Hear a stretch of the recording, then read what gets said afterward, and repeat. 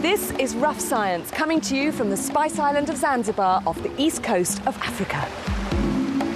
Our scientists face their toughest trial yet as they take on the ocean. They have to complete a set of marine challenges with a few simple tools, basic kit and a boatload of ingenuity. Our base on the Indian Ocean is a traditional fishing dhow, and our site on land is an isolated beachside workshop. It's destination paradise for rough science. Our four scientists are Kathy Sykes, a resourceful physicist with boundless energy; Mike Bullivant, an imaginative chemist who embraces the near impossible; Ellen Macaulay, a fearless have-a-go botanist from Missouri; Jonathan Hare, physicist, inspired inventor and artistic engineer; and me, Kate Humble, an experienced diver. I'm going underwater to put their inventions to the ultimate test. Together we are Rough Science. Well, it is the last programme, and to celebrate, we do have the ultimate challenge for all of you. It's a group challenge this week. I want you to come up with some sort of underwater breathing apparatus so that I can go and swim with the fish. So your trust in us is touching. I know. Probably verging on the insane. But anyway, Kathy and Jonathan, you're going to be in charge of supplying my air and monitoring it, OK? And Mike and Ellen, you are going to come up with some weighting device which is going to allow me to be neutrally buoyant so that I can hang in the water. I don't float on the top, and nor am I pinned to the sand at the bottom. OK? You're mad! You have 3 days, everything in the workshop, all the stuff that you can find around here, and, of course, magic trick. Jonathan is going to get air to me, Kathy's in charge of my air tank, and Mike and Ellen have got to keep me safely underwater. This is a risky challenge for me personally, and this week I've given them a few bits of essential kit to help them along. A diving regulator, a car tyre pump, some lead and a beer barrel. Now, you both looked at me in absolute horror, but is it really going to be that hard to supply me with air when I'm underwater? Well, if you were just a little way underwater, 10, 20 centimetres, we could just give you a snorkel. Yeah. But the problem is, the deeper you go, the bigger the water pressure. So we have to provide air at the right pressure for you to breathe. Why is that, though? Well, basically, it's all the water above you is squashing everything. But your whole body's at higher pressure. Your lungs just can't expand to breathe normally. So the only way that you can breathe normally is if we supply you with air at the pressure of the water that you're at. Wow. So that means the air that we feed you has to be compressed, basically. We have to build a pump. Right. Because you're just not built to suck air. So getting air to me at the correct pressure is essential. But Mike and Ellen's task is just as important. They need to establish how much weight I need to be neutrally buoyant, so I can float in the water at a constant depth. Hey, Right. You want me to do what?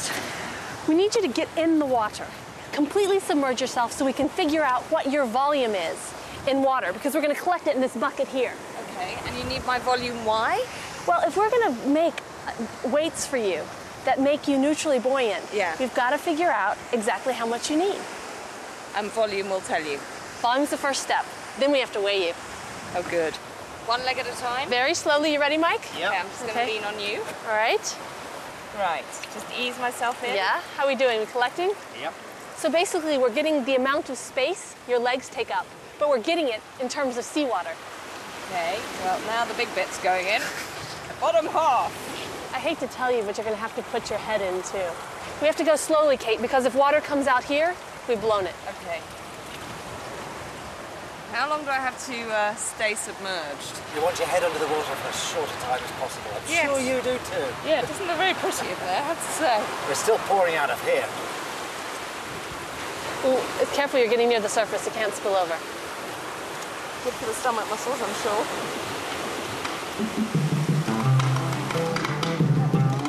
While I'm being immersed for my volume, Kathy's found a use for the beer barrel. Now this is Kate's reservoir of air. That's the idea. We hold it at the sea bottom, same level as Kate, gives her the right air pressure. This whole volume of air has to be weighted in order for it to stay at the sea bottom. So what I want to do is fill this bottom container with a load of weight, attach it tightly to this, and then sink the whole thing. On the beach, it's time for me to go under completely. Right, ready? Yeah. Okay.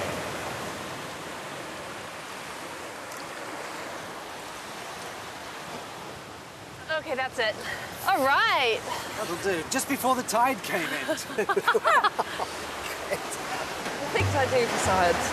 Just Kate. Now Ellen and Mike have got this measurement of my volume, they've got to weigh me. I hope that's going to be more fun. In the workshop, Jonathan has got an idea about how to supply me with air underwater.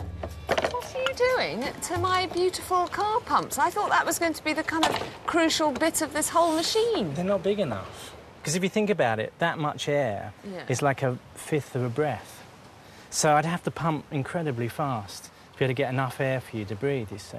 Yeah. So I could fill up the reservoir slow as I want, but then when you started breathing, you just lose the air really quickly, and then I wouldn't be able to keep up. So I need to make a bigger pump. Just looking at this, I don't think I've... Can I have a look inside? I don't think I've ever seen inside a pump. How does it actually work? It's really simple. You have a tube with this piston on, and when you push it along the tube, it compresses the air, which obviously forces it out. Okay. There's actually a little plastic ring here, which when you push it, compresses the air, and when you pull it back, it lets air in. It's a really clever little thing. It's very simple. So what we're doing now is I'm going to have a much bigger tube here. Oh, okay. So that each sort of stroke of the pump, I can get much more air down to you, and you're not going to run out of air for you. Of course.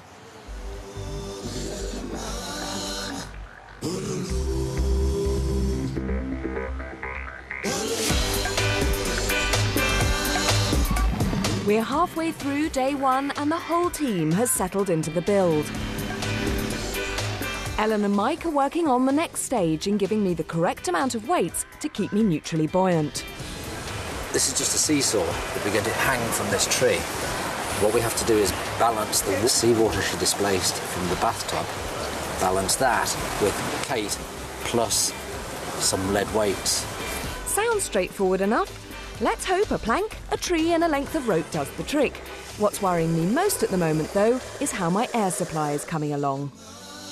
The idea is that this stays still, you get the full volume of air for you to breathe, and then we just have a little pipe coming out the top. And that's for me to breathe off? Exactly. So what do I have to do? Just sort of sit at the bottom breathing off here? Well, you can swim about. Oh, so it'll be quite long? Yes. Also, I want the air in here to become the same pressure as the water pressure when it's quite deep. So if I have holes in here, when we lower it down, this will just fill with water. We pump from the top, and we fill it up with air that is now at the right pressure for you to breathe. So the air being pumped in will displace all the water down here. That air will be at the right pressure so that this doesn't collapse and also I can breathe it, and it'll all work beautifully. That's quite ingenious, isn't it? Oh, so I'm going to be able to move underwater with their homemade diving kit. I'm beginning to look forward to this, but it looks like Mike and Ellen's homemade scales aren't off the ground yet. We've got it in the middle fine, it's just the... If you suspend it, you see this end is heavier than that end.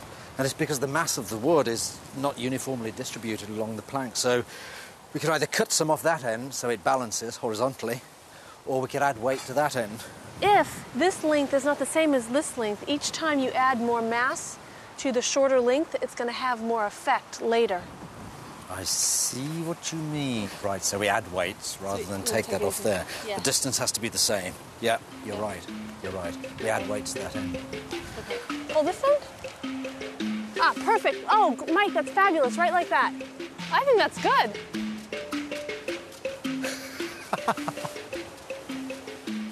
And like slowly put our weight on it? Yeah, you count to 3 and then lift our feet off the ground. Okay. Oh, look at the board. Yeah. Whoa, whoa, whoa, the board is gonna crack. It's twisting, isn't it? Why is that twisting? We could try to stabilize the board on either side with another piece of wood. It really needs to be thicker so it doesn't bend, it doesn't ply. We're well into the afternoon now, and these seesaw scales are not looking promising. Still bending. Do you think it's gonna be good enough, Mike, though? As long as it doesn't break. We've balanced it up so it's horizontal, and we check that against the horizon. And we assume the sea is flat. So now we put Kate on one end, water on the other end, and there will be an imbalance, which we have to get into balance again by adding the appropriate number of lead weights. And that number of lead weights is what we use to give her neutral buoyancy in the water. And if I'm not neutrally buoyant, I will either be stuck on the seabed or floating on the surface, so they need to get it right. And another thing that needs to be got right is my air supply. Don't like the look of that, Jonathan. It's great, it's working really well. No, it's not. Look at that. It's putting air in, but it's taking it away again. That's going to be no good to me. I'm going to take one breath and go... Obviously, when the piston goes back to get more air in, it's actually dragging the air back in again. Yeah. So I do need a one-way valve on there, because what we want when that air comes out, we want something to stop it going back in there. So I've got to figure out a way of making a one-way valve on the end of each of the pumps. Yes, please. So, yeah. I'd be quite grateful if you did that. That's the next thing I've got to work out. I'm going to leave you in peace, but just don't stop. Keep trying. This is not a challenge with second chances. I'm going to be swimming in the ocean at a depth of 3 to 5 metres. I'm depending on Jonathan and Kathy to overcome the force of the sea above me and supply the air I need to survive down there. Well, I've been working hard on trying to make everything completely airtight. If she gets a lung full of water, then it would just terrify me. And you've got all that weight of water above you. Even if she has to suck to get air, then it just makes it a really scary experience. I think she's being really brave. And not too trusting, I hope. It's an hour before sunset and Mike and Ellen look like they're finally ready to test their scales. Okay, so this is Kate's volume in seawater. Yep. And we expect it to weigh more than Kate because seawater is denser than we are. Yep. Okay, so let's see if this balance can take this weight. Well, let's go with that.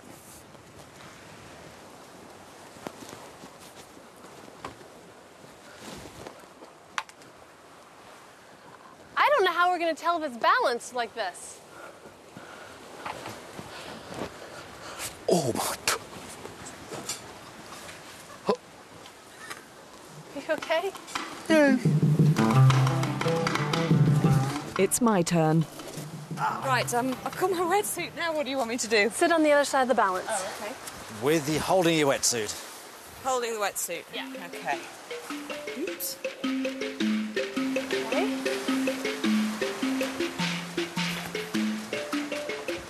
Oh, that's way off. Kate is far heavier than the water, which is the wrong way round. So in other words, the measurement we took when we put Kate in the bath Was not accurate enough. because we know Kate is less dense than seawater, because if she just went out there, she'd float. And that's because you're 60% water, but you also have a lot of air in your lungs and your tissues. So we must have been inaccurate when we sunk you. Okay. We didn't collect the water carefully enough. So Do you think it was because my knees were sticking out of the top? that's very possible, or we didn't wait until the water got really level, so we're gonna have to sink you again and do this again. Oh, You get to take another bath. Come on, Katie. Well, it seems like my underwater expedition is reliant on a beer barrel, half an oil drum, a broken car pump, and some copper tubing. My life seems to be hanging in the balance, and not a very accurate one at that.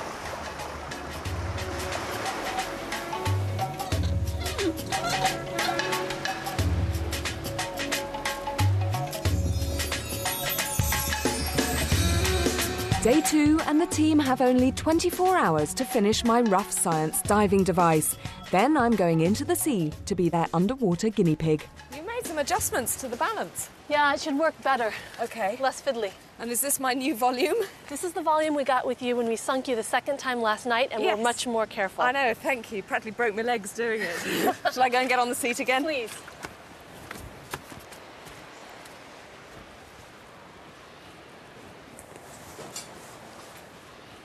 Now, you should go off the ground. I am going off the ground. Let's just start handing you weight. I'll check the horizon. Okay. Okay. So now what we need to do is add weights to you Right. until the balance is level. Okay.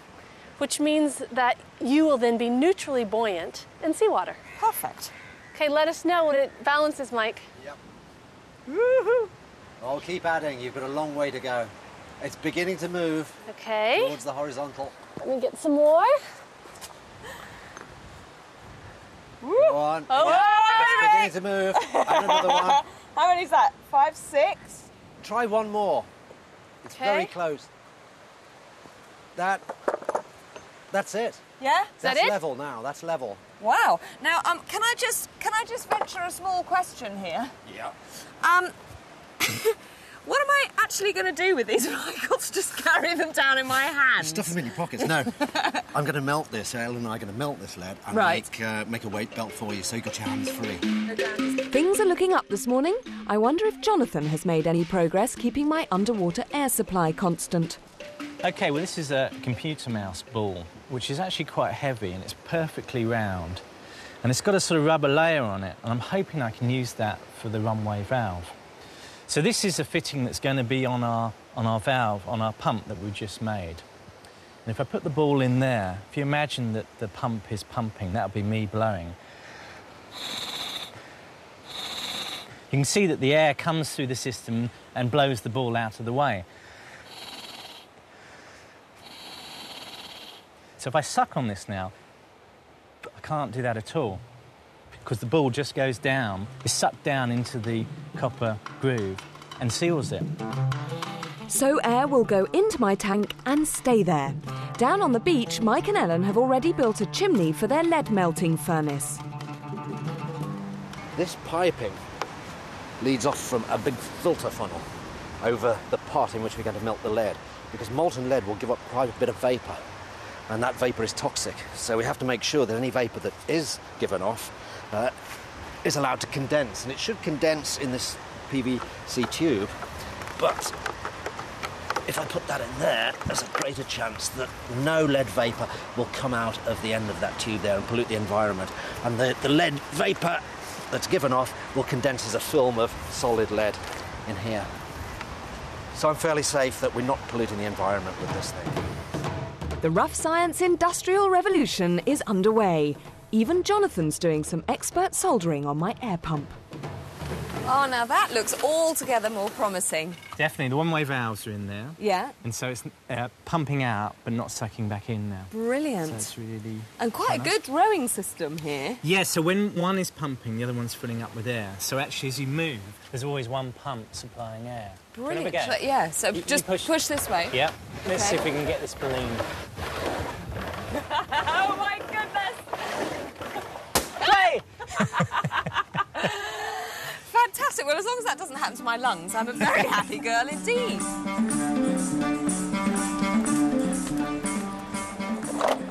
So we got this in the trunk, the seatbelt, which we could use to thread the weights on for Kate.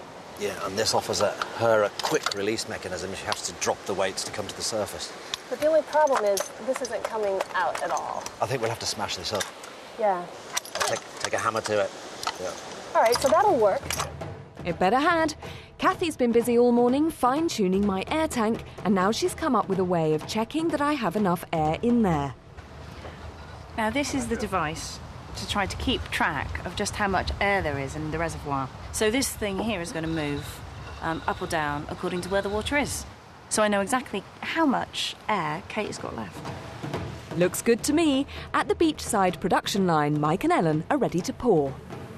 So, Mike, are you telling me that literally you can put that lead in that saucepan and it will melt?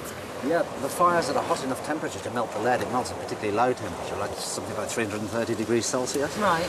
It's just amazing to me that you can reduce a metal to a liquid form over what looks just like a campfire. It is campfire, yeah. You wouldn't be able to do it with many metals, but lead is one that you would be able to do it with. And what are you doing? Are you making mud pies? I'm making a mold in which to pour the lead. And the lead should solidify almost immediately. Now, this sand is a sand and glue mixture, so the lead shouldn't splatter at all. OK, it's ready for casting. I'm going to stand back. Shall I stand back a bit as well? I would, Kate, yeah. Let's leave it to Ellen.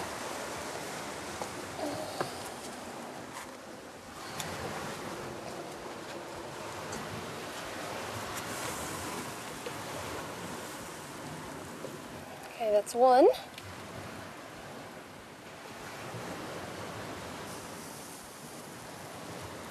Isn't it beautiful?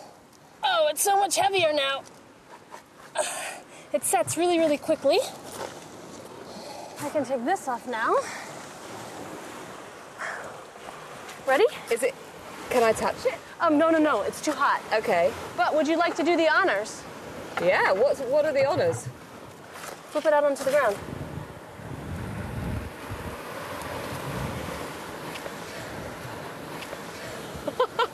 So we just let them cool down, Yeah. and then we can scrape the sand off them. We've got some more to do. It's absolutely brilliant. And when they've finished, they'll have the right weight to make my dive belt. It's mid-afternoon and everything is coming together. Kathy's joined in the casting and is using up the spare lead. She's making some unusual weights to pin her air reservoir to the seabed. After a frantic 8 hours, Kathy and Jonathan join forces to do the first test of my breathing device in our water tank. OK, and now Rocks. start loading in some rocks. This is going to be an awful lot easier when we have Ellen and Mike's lead. I hope. Much easier. Well, actually, once this goes over the lip, the water I- will come in, won't it? Yeah. And it starts to sink. That's interesting. What does that mean? You can hear the air coming out. Nasty hiss. Yeah, we've got a bit of a We've leak. got a bit of a leak there. I'd say that is a bit of a leak. Not good at all.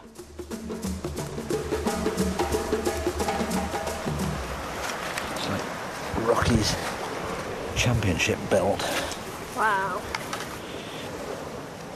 And it's a release with your right hand. Can you hold on to that? Yeah. So to release it, There's an emergency. in an emergency, divers always use their right hand. Drop the belt. And she goes, Perfect. boom, right up to the surface. Yeah. We need to do some needlework or, You tie it. yeah. Actually, we need to do a fitting with Kate. Yeah. Hey, you're doing good. You're doing good. In fact, you've just about filled her and she's about to go over it. Okay. Yep, that's great. Yep.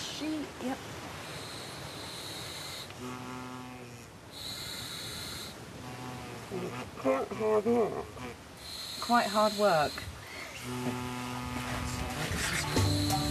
Okay. If the air is hard to breathe on land, will it be a strain underwater? I don't know, and I'm getting a bit apprehensive about tomorrow.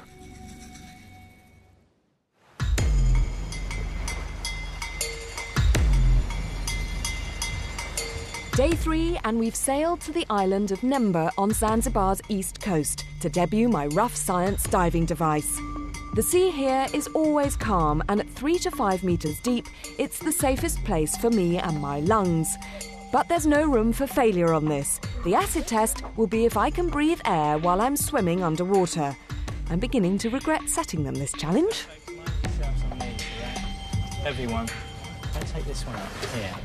Right, are we all set? I think so. What do you think?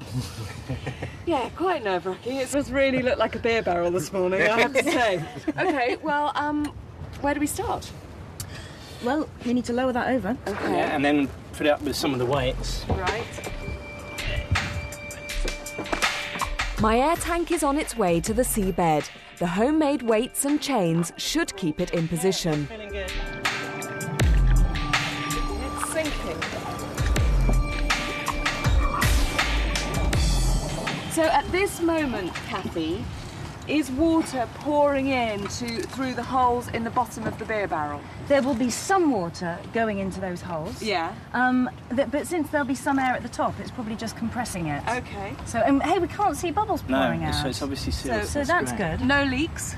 Now, what do you need to do with your gauge? It will just involve a bit of untangling. In goes Kathy's all-important safety gauge to monitor my air supply. Okay, well, it's floating reasonably well, and we can see the top of the gauge. Yeah. So I think we're ready. Great. OK. So what's the next stage? Well, I need to fix the bottom hole. Yeah. And then we'll be ready to calibrate, so we know when the tank is full and when it's empty, before you even have to go down. OK. Kathy is making sure that the safety gauge will give her an accurate reading of my air supply. Okay, it's ready to go. At the moment, it's got no air in, so this is the point where Kate is going to be really miserable. How is this actually working? Well, there's a big float inside the air reservoir, and that is just tied on to this little pole here, which is going to raise and lower according to how much air is left. And this point here, that's the danger point. Now what we're going to do is start the pump, fill it up with air, and then the whole idea is that we'll then be able to mark off where you'll be very happy. Good, okay. So do you want to start pumping? Yeah. How's it doing, Kathy? Working. So we know now that as the air is going into the reservoir, it's pushing water out of the bottom, so the water level is dropping. That's right. Oh, no, hang on, is that bubbles coming up? I think we might be full. Bubbles are coming up, guys. Great, so that's the full mark. Now, shall I just try this very quickly, see if I'm getting any air? Yeah. Yeah, there is. It's working. Right, come on, I can't put off the evil moment any longer. Is it fully pumped, guys? Don't know, we can keep on going. Give it another pump, because according to this, it's about, it's a little bit empty in there. Yep, okay. Okay, good, it's going up nicely. Are we ready full? to go? We're full. Great. Okay.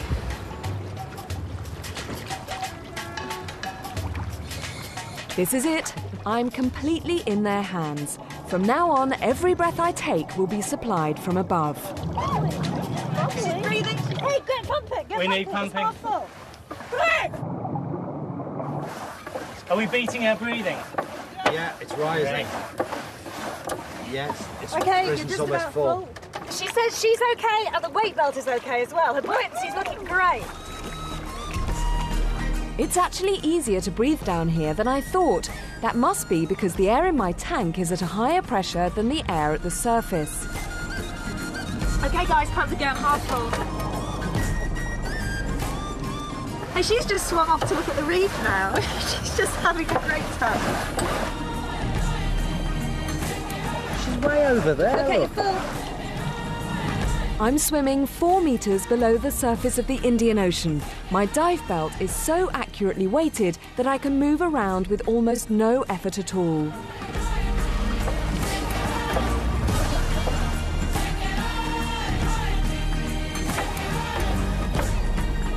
They've given me the freedom of the sea, and I don't want to come back up. Okay, you're full. Well, it was. Pumping, please. Cheers. Oh, we got to pump. He's been down there for ages. Here she comes, guys. That was amazing! Woo! Oh, absolutely fantastic. The coral down there is beautiful. I could breathe, no problem at all. Can I watch you that? Oh, brilliant. The weights were absolutely perfect. Did you see me signalling? I was just hanging absolutely in the perfect position. And sadly, that is it for rough science. Jump in, guys. Come on, guys, get in here.